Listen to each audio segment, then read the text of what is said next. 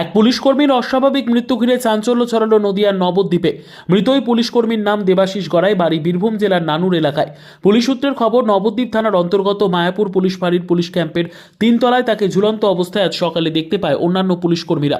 এরপর তাকে উদ্ধার করে মায়াপুর প্রাথমিক স্বাস্থ্যকেন্দ্রে নিয়ে গেলে কর্তব্যরত চিকিৎসক তাকে মৃত বলে ঘোষণা করে। মৃত্যুর কারণ নিয়ে রয়েছে ধোঁয়াশা।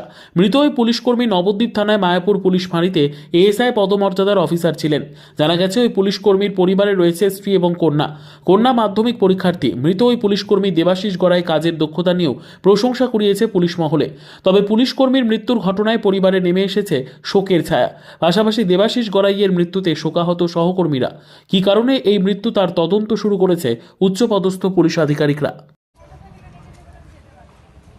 ঘটনা বলতে আমাদের মায়াপুরে পোস্টেড ছিলেন দেবাশিস গড়াই বলে একজন এএসআই। উনি আজকে সকালে সুইসাইড করেছেন।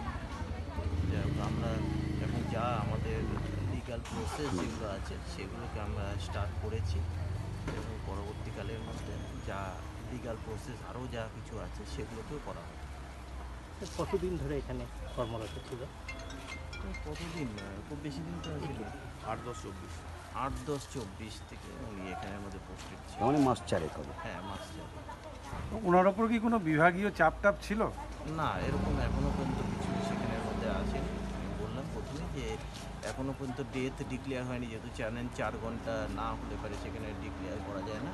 তো করা হলে পারে তারপরে আমরা অস্বাভাবিক একটা মৃত্যুর মামলা রুজু করে তদন্ত করে থাকি। পরিবারকে খবর দেওয়া হয়েছে? হ্যাঁ, পরিবারকে খবর দেওয়া হয়েছে, তারা আসছে। ওনার পরিবারে কে কে আছেন? এখনও পর্যন্ত আমরা ঠিক করতে পারিনি। ওনার মিসেসের সঙ্গে যোগাযোগ হয়েছে। তো ওনার মেয়ের মনে হয় মাধ্যমিক পরীক্ষা চলছে, তো সেটার পরের মধ্যে হয়তো উনি আসতে পারেন।